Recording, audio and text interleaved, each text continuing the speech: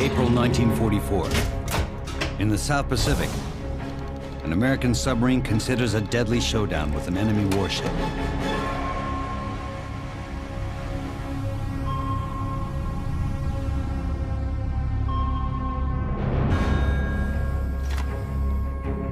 A Japanese destroyer closes in on USS Harder. Skipper Sam Deely must choose to dive or fight. Normally, submarines avoid destroyers and other escorts because they're designed to kill submarines.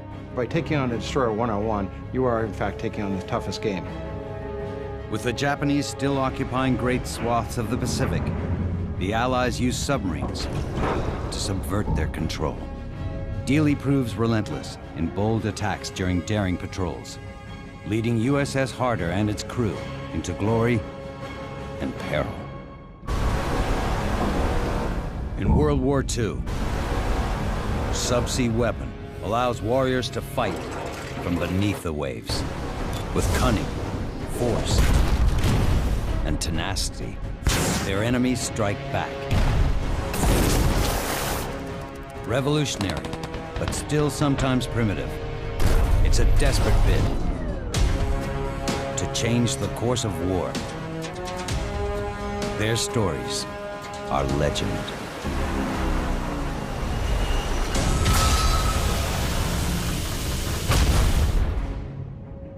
On April 13th, 1944, Commander Sam Deely and his crew face a Japanese destroyer in the South Pacific. In 3 war patrols, they have already sunk 10 Japanese merchant ships, but they have never beaten a destroyer, a type of warship that carries depth charges. Depth charges are cylindrical canisters about 2.5 feet. They're triggered by an orifice that allows seawater to come in, so that when a certain amount of seawater actually gets in, it triggers the depth charge to explode. Packed with up to 325 pounds of explosives, they're rigged to sink submarines. Just before 7 p.m., Deely decides to attack instead of evade the destroyer. Ready, tube 2. 2 ready. Fire tube. 2 on the way. At some point, he realized that when he was being pursued by destroyers, instead of waiting for them to depth charge him, he could shoot back. Stand by 3. Fire 3. 3 on the way. A bubble trail from Deely's steam-powered torpedoes will give away Harder's location. Fire 4. If the offensive 4 fails, on the way. the destroyer will know exactly where to find them.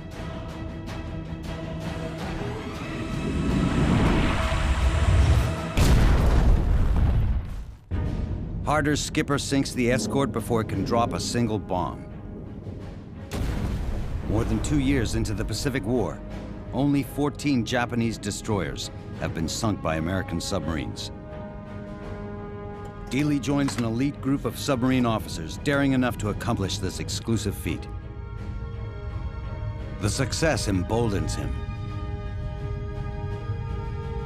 Commander Sam Deely is a calm, professional, and reserved naval officer.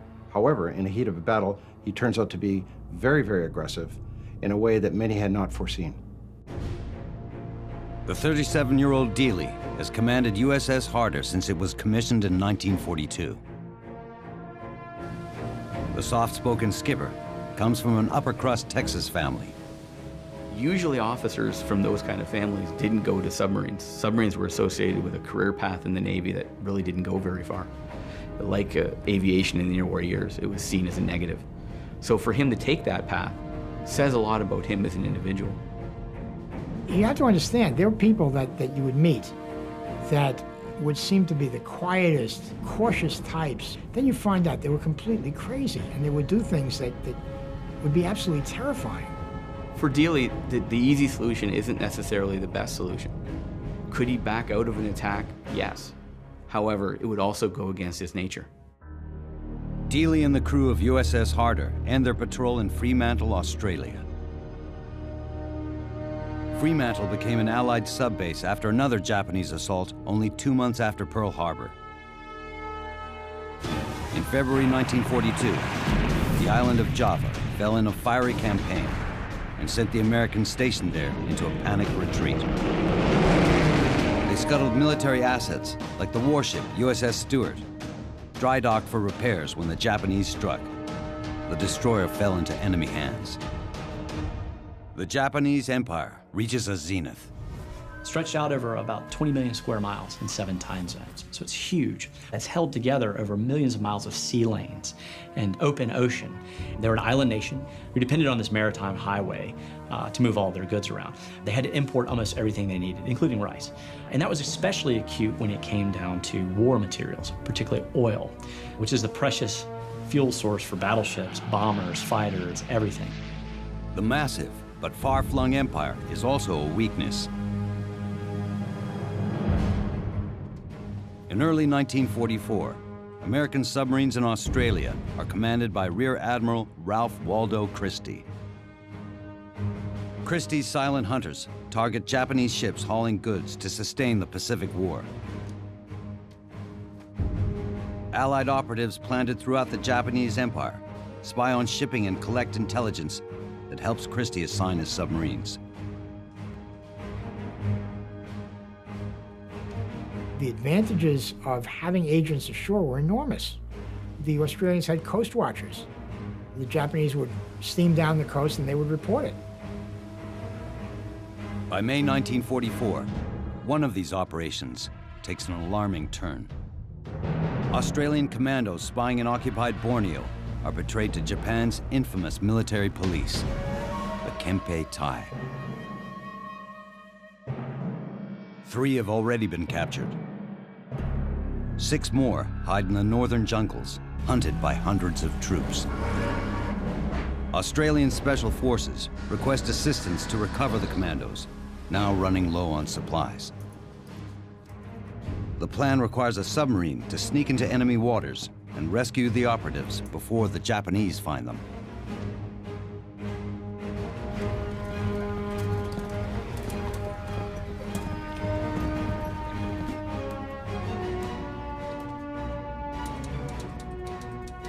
Harder's 5th Patrol will include an attempt to rescue the Australian commandos.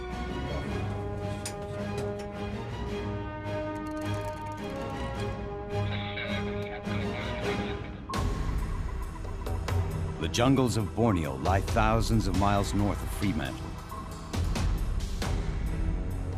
Harder's Gato-class build is engineered to make the long-distance run.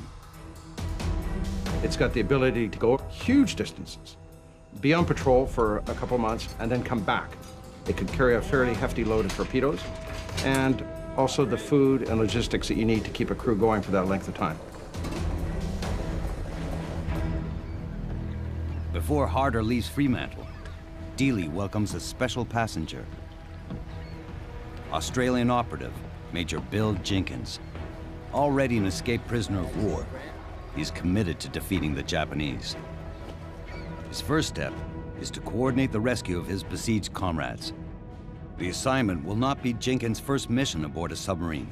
It takes a little bit of a different type to go into the submarine service. You know, it's a very austere environment. You're living on top of men in bunks. You can go weeks, even months without seeing daylight. A submarine can be extremely bizarre for most people, creepy for others. The hull, of course, as it's diving, is going to creak and stress under pressure. But you also have the sound of water rushing into the ballast tanks on both sides, air rushing out. You have the bow going down and the stern going up. It's a bizarre feeling. With the confined space and eeriness of the submerged environment, Jenkins signs on for all of the risks of a submarine on active patrol. In addition to the rescue attempt, the sub will continue with its regular operations. 22% of America's silent service are killed at sea, the highest casualty rate of any arm of the U.S. military.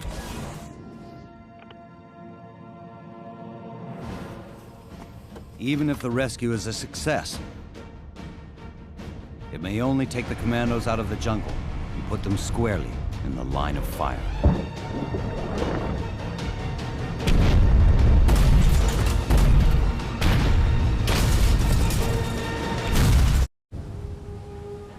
On May 26, 1944, USS Harder leaves Fremantle, Australia.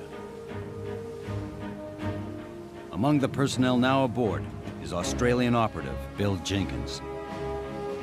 He quickly volunteers to stand watch on the deck and becomes an accepted member of the crew.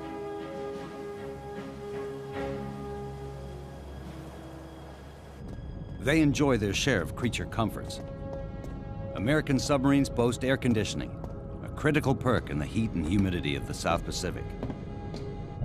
You're in a submarine, and you're there for 75 days. How well you feel determines how well you'll fight. A lot of things that feel like luxuries really are things that make it better for you to fight in the end.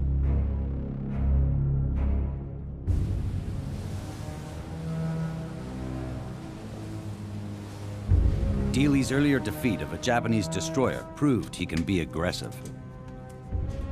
But this mission will also require stealth. The waters that surround northern Borneo are guarded by one of Japan's largest naval bases, Tawi Tawi. Harder patrols alone, with only 24 torpedoes. In 1944, it takes American skippers an average of 10 torpedoes to sink one ship. Against a single destroyer, Dealey stood a chance. Against a fleet of warships, aggression would be suicide.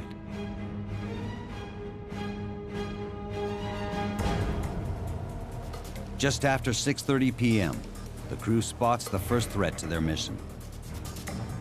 3 tankers head to a port on the east coast of Borneo to pick up fuel. They're escorted by 2 Japanese destroyers. Quick and highly maneuverable, Japan relies on these escorts and their underwater bombs to protect against enemy submarines. Submarines are uniquely vulnerable to attacks. Not only are they at risk of damage, for instance, from a depth charge, but of all that pressure from the seawater pushing in on them can lead to collapses. The problem with the Japanese was that they didn't know the depths of where the American submarines were. So they generally assumed it is shallow. And so they would set their depth charges to hit rather high in the water, triggering their underwater bombs to explode at around 150 feet. The American submarine captains knew this, and so they would dive under and be safe. That advantage was shattered 19 months into the war, when American Congressman Andrew Jackson May held a press conference. Unfortunately, a U.S. politician who came back from the Far East boasted that our submarines were safe because the Japanese depth charges were set too shallow. This was not really helpful, and the Navy was furious. The Japanese picked this information up and quickly retooled their depth charges so that it would go down farther, and as a result, a number of American submarines were sunk. So by June of 1944, Dealey risks deep-set depth charges every time he evades his Gato-class submarine. The Gato-class by 1944 isn't obsolete. However, it is not as up-to-date as the Balao-class.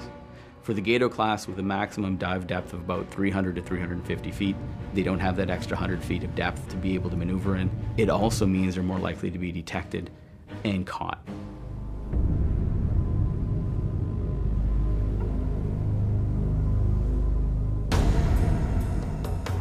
At 9:25 p.m., one of 2 destroyers escorting the 3-tanker convoy spots USS Harder on the surface.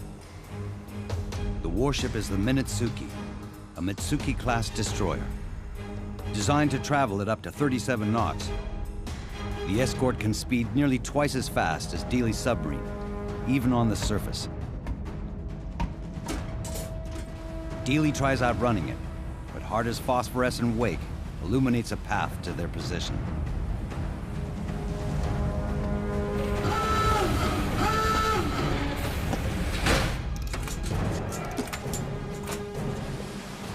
Dealey drops to periscope depth to hide from the escort. But sharp-eyed lookouts track the periscope's wake.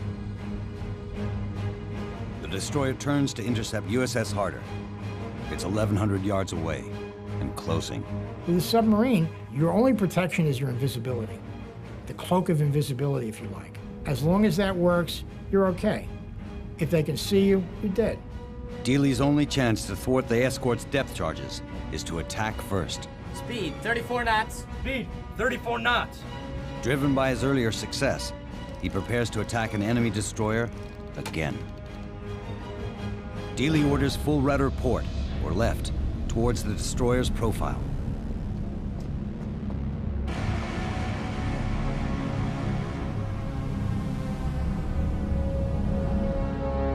Fire.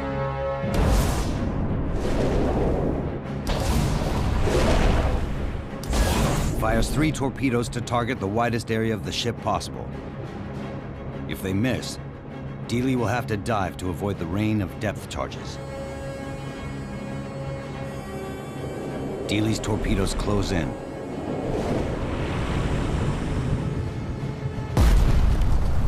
One strikes its bow. A second breaks the ship's spine.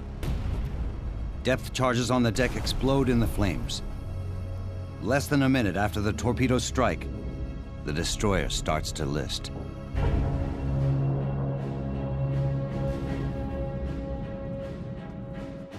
Dealey brings the sub to the surface, about 1,000 yards away to confirm the kill.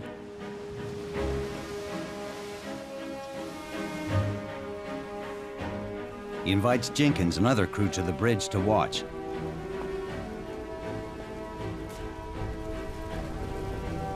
The Minitsuki and its depth charges slip beneath the waves. Dealey has sunk the second destroyer of his career. Dealey's contribution is to go after destroyers and show it can work. He sinks a lot of destroyers that way. Not only does he sink a lot of them, but he probably inspires his fellow officers to think this is not a bad idea. That's what Sam Dealey does, and very successfully. Despite the commandos awaiting rescue, Dealey is not finished with the convoy. Within minutes, the sub detects another ship, only 1,400 yards away.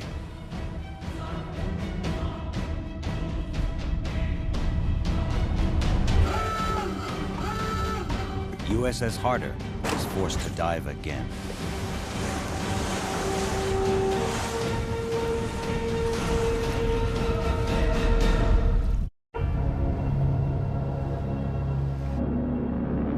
June 6, 1944, France. The Allies land on the beaches of Normandy, hoping to turn the tide of the European war.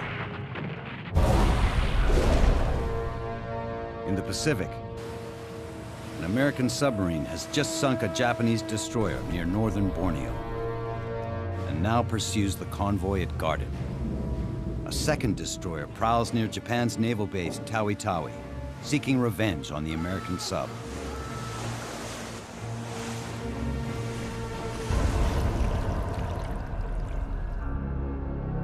Using active sonar, the destroyer sends pings of high-frequency sound into the ocean. If the Japanese crew hear the echo bounce off the submarine, they can estimate its location and relative distance. When the enemy ship is close enough, the sound even penetrates the hull of the sub. USS Harder's Hunter is almost certainly an Akazuki-class destroyer, the apex of Japan's World War II escort design. The Akazukis carry up to 72 depth charges to kill submarines. Dealey works the attack periscope in a bid to take the offensive. But intermittent clouds block the moonlight and help cloak his target. As the destroyer approaches head-on, Harder does not have the advantage of attacking the broadside. Dealey must target the bow, which is only 1/10 as wide. It's a down-the-throat shot. He's heading right for a scope.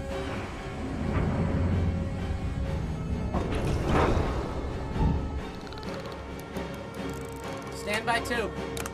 Fire tube. 2 on the way. He fires 6 torpedoes. Gambling 1 will strike the escort head-on. This is before homing torpedoes. He's just firing a bullet, basically, at this narrow thing coming at him. But this time, Dealey's aggressive gamble fails. All 6 of his torpedoes miss. Take her deep. Rig for depth charge.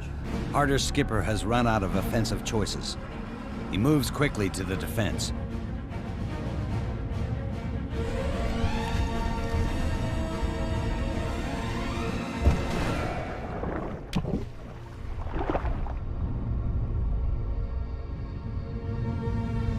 As the submarine plunges, the crew can only wait for the enemy's depth charges to begin detonating.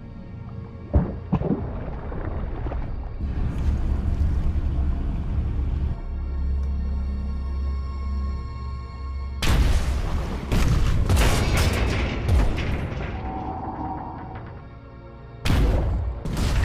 have to imagine the worst possible experience. The sound of the depth charge reverberating through the water, the shock impact on the hull, the shaking of the hull, and what that does inside the hull is absolutely terrifying. You're inundated with noise, you're inundated with the feeling of motion, random motion, but also with anything in the compartment flying around and potentially hitting you. Darkness, because light bulbs tend to burst. It's pretty horrendous. Harder races to its maximum depth to outrun the destroyer's barrage.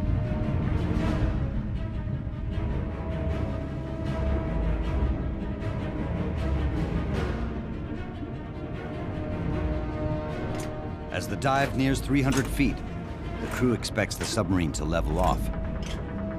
The goal is to equalize Harder's buoyancy with water, then level it with its stern planes, a pair of rudders that control the angle of the submarine. But in the control room, a very green plainsman, he is in the stern plane position, so he's controlling the planes at the back of the boat. He pushed the plane in the wrong direction. He raises the stern of the submarine, in essence driving the boat deeper. A mistake, very human mistake. Under the stress of combat, the sound of depth charges, all of that, human mistake, extremely dangerous. People on subs being trained, one of the things that they have to learn is what is and is not dangerous. People who are completely new don't get it. They don't get it until they've experienced it. You're now pushing the submarine closer to crush depth. If you don't recover fast enough, you could lose the submarine. the diving officer rushes to correct the mistake.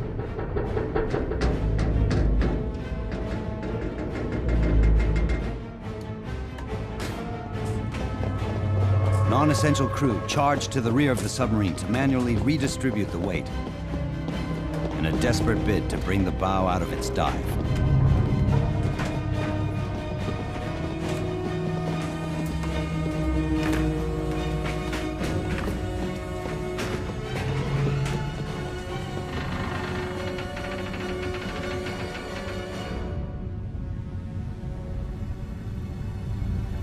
They manage to level the sub.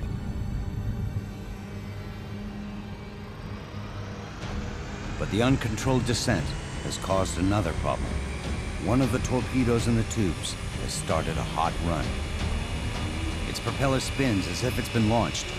You have a torpedo sitting in the tube. The torpedo gets shaken enough that it starts up. That's very dangerous. If it keeps spinning, Dealey's submarine could be sunk by its own warhead. In the South Pacific, World War II submarine is under siege. A Japanese destroyer launches underwater bombs at USS Harder. A hot-run torpedo complicates the crew's plight. A torpedo hot run is when a torpedo shifts in the tube and causes the propulsion sequence to start, whereby the engine of the torpedo is actually run up and the propellers are actually turning in the tube. The sound makes it even more unnerving.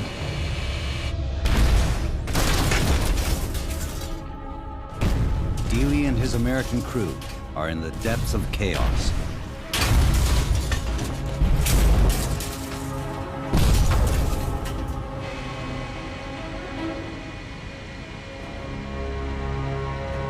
They're lucky this time. The rogue torpedo winds down before the warhead overheats or explodes. At that depth, everyone would have perished, and their fates remain an unsolved mystery. About an hour into the onslaught, the ocean finally falls silent. Harder has endured a depth charge attack by Japan's greatest destroyer class. But the clock is ticking for Commander Dealey and Major Jenkins to rescue 6 Allied operatives, a key objective of their patrol. The commando was in Borneo in 1944, running low on food and supplies. They're being hunted by the Japanese in extremely harsh conditions.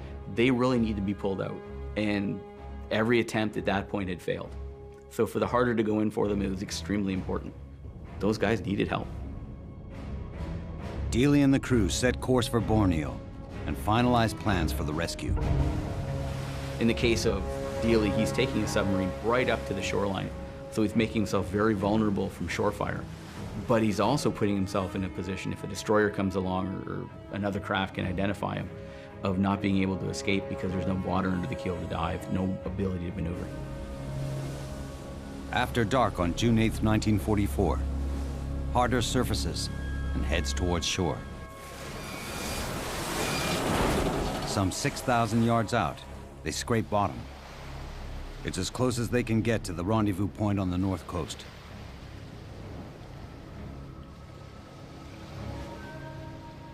Japanese outposts threaten the submarine on both sides. Special operations tend to be dangerous because you have to go inshore. If someone spots you, you may be attacked before you can get away. The crew assists Jenkins and his partner to get their collapsible boats and gear to the deck. They have 3 days' worth of rations should they need to remain ashore to locate the commandos. This would be a worst-case scenario. When Dealey brings his submarine to the surface to make the rescue in Borneo, he's bathed in moonlight, he's very visible, it's far more light than he'd like to have, and he's very close to the shoreline to do the rescue. So he's also now open to anybody on shore who's got small arms and munitions. So he could be shot at by artillery, machine guns, even rifles. Not a good position to be in.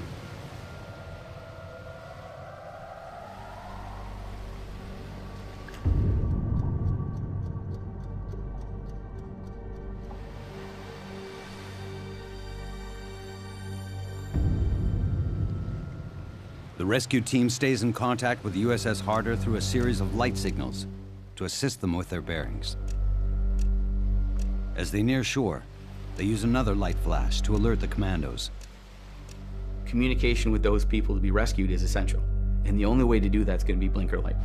However, anyone on shore can see it, and the blinker light in return from shore is just as visible. So anybody behind the submarine could potentially see that too. They can only hope no one else is watching.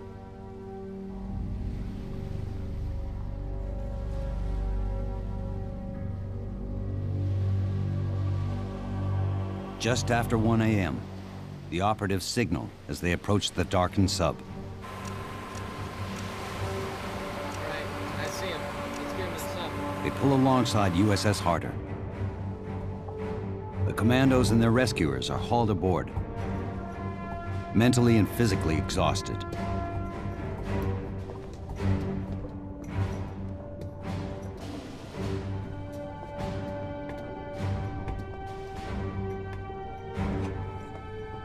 Good job. Dealey's crew springs to action.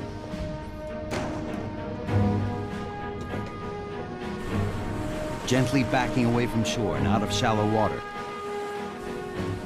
USS Harder leaves the enemy behind. Below deck, the rescued operatives receive clean clothes and their first real food in months. The cook whips up a celebratory meal of steak and eggs. For those living on short rations, steak and eggs for breakfast is a massive morale boost. They've been under stress and strain for so long, and then they're greeted with really a hearty breakfast, the first real good food they've had in a long time. You can imagine the feeling in that crew as they were being rescued. Food on the U.S. boats was considered among the best. And other navies would sometimes say things like, well, the Americans are just soft. Well, no, we did very well. Quality of life is what it's called now. We understood that before World War II. As the commandos turn in, Commander Dealey must turn his attention to a new directive.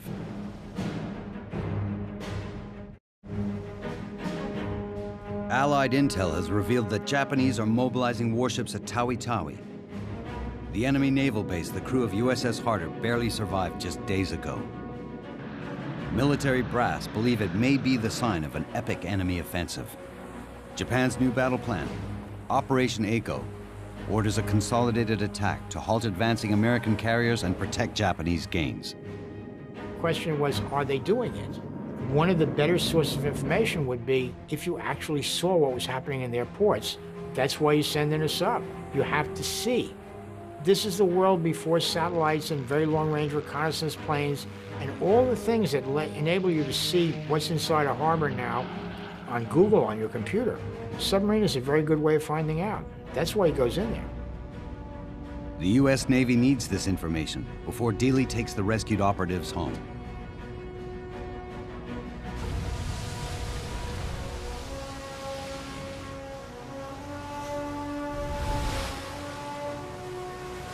Just 4 hours from the shores of Borneo, Dealey and his crew spot evidence of the military buildup.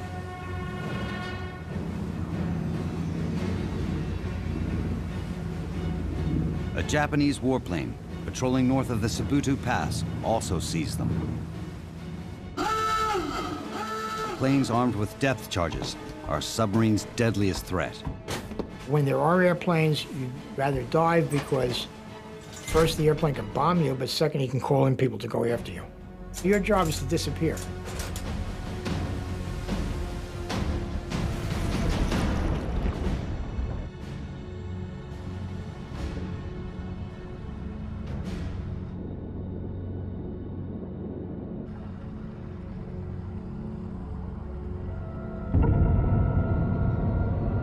As Harder reaches 75 feet, an aerial depth charge detonates off the port side.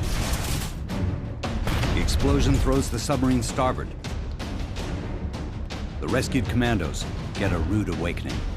You can have these moments of total boredom when you're laying on your bunk and you're just hanging out, and then you can have at the same point absolute terror when you may still be laying on that same bunk and you've got lights exploding around you, gauges being destroyed.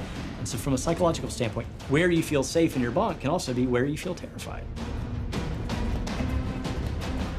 Harder withstands the aerial depth charges, but the warplane will probably report their coordinates to Japan's nearby fleet.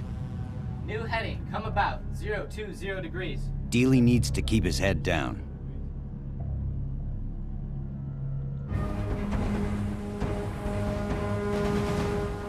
On June 10th, Harder nears the base at Tawi Tawi. It will be a perilous prowl. He must remain submerged to conceal his presence, but shallow enough to use his periscope, only about 55 feet below the surface.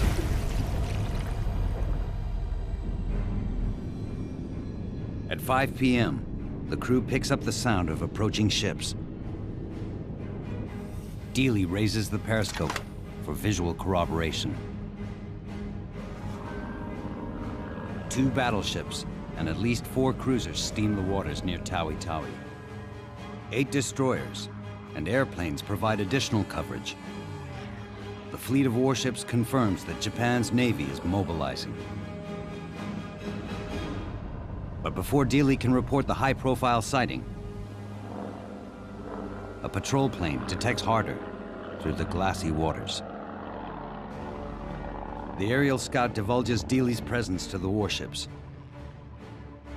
2 of the fleet's destroyers turn on the submarine. Battle stations.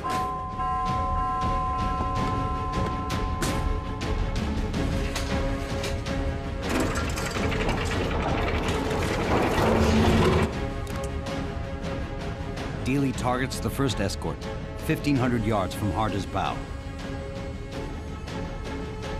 Fire tube 2. He fires a spread of 3 torpedoes. As the other destroyer advances from the starboard side, Dealey is out of time. Take her deep. Rig for depth charge.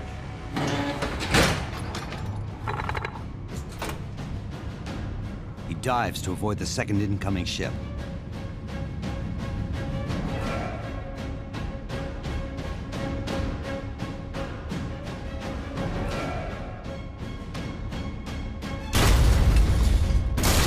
The sub is rocked as explosions detonate. The impact tosses the crew and breaks water lines.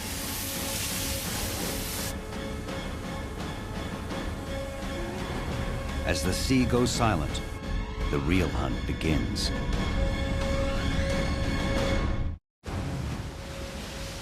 June 1944. An American submarine attempted to perform reconnaissance of a Japanese naval base in the southern Philippines. Now 2 destroyers stalk USS Harder. The Japanese crews used 2 types of sonar. The passive sonar team listens for any man-made sound beneath the waves. One way to detect a sub is to listen for it. If you believe that they're chasing you, you'll try to cut off every bit of sound you can so that they won't notice you. Dealey takes Harder deep in a bid to escape the destroyers. He might also rig for silent running. Silent running is the procedure whereby you reduce all noise in the submarine by switching off anything that makes a noise unless it's essential for the operation of the submarine. But no matter how quiet they are, USS Harder remains vulnerable to the destroyer's active sonar pings.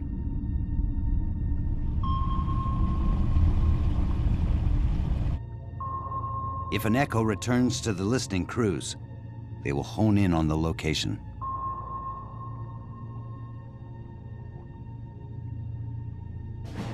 Rigged to roll depth charges off the stern and launch them from the sides, the 2 destroyers strategize where Harder may be and lay down a carpet of underwater bombs. To make depth charging work, you have to visualize how to maneuver the stern of your ship over where you think the submarine will be. You can watch him on your sonar while you con someone else to drop depth charges over him. That's called a creeping attack. A strike within 50 feet could breach the hull.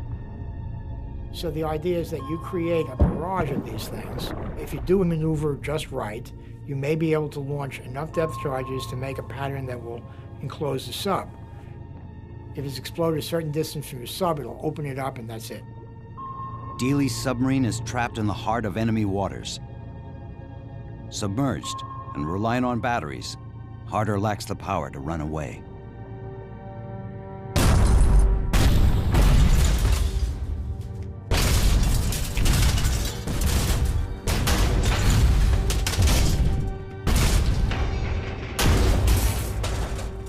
A submarine underwater, using its batteries, goes at its maximum speed of about 8 knots. It will actually run out of all of its battery power in just 1 hour. And so you've got destroyers up above, and they've got you cornered. You know, you can't just put it in full gear and go, or you won't have the power needed to get back to the surface. You're not fast enough to get away, and all you'll do is exhaust your batteries so that if they give up, you're dead anyway.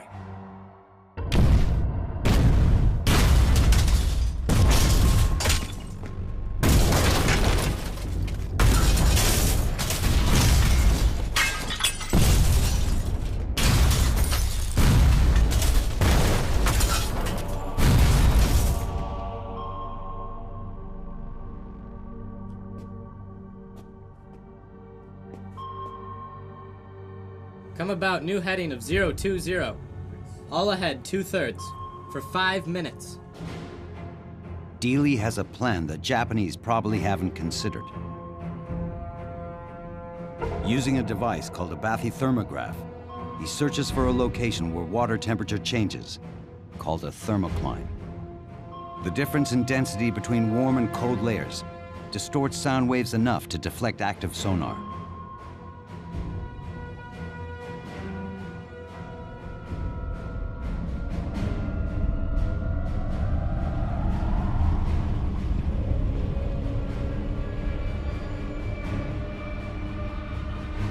Two hours after Harder is attacked, Dealey finds what he's searching for. Rising gradually from the depths, he locates warm currents about 200 feet below the surface. It acts as a barrier to sound waves. So the sonar bounces off of the thermocline, not the submarine, and it looks like the submarine vanishes. Now invisible to sonar, USS Harder escapes the waters of Tawi-Tawi.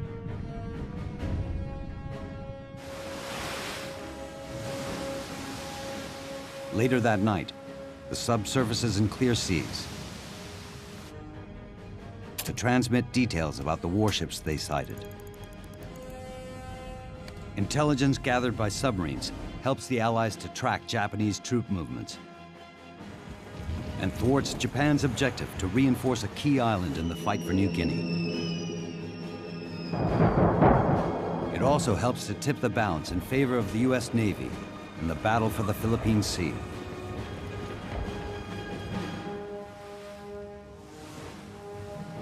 On June 21st, Harder and the rescued commandos reached Darwin, Australia. They outmatched 16 ships and 18 aircraft to bring the Allied operatives home. Admiral Christie awards Dealey a Navy Cross for this epic patrol. Commander Sam Dealey's legacy to the United States Navy is one of an inspirational role model for the submarine force. But less than 3 months after the Borneo rescue, Dealey's 6th patrol would be his last. On August 24th, 1944, USS Harder is sunk by the underwater bombs it had escaped many times. The attack involved American-built USS Stewart, seized by the Japanese in Java at the beginning of the war. In a terrible twist, it seems likely that the ship to best USS Harder was an American one. Some say the toll of Dealey's high-stakes missions played a role in his end. Others believe submarines like Harder just ran out of chances.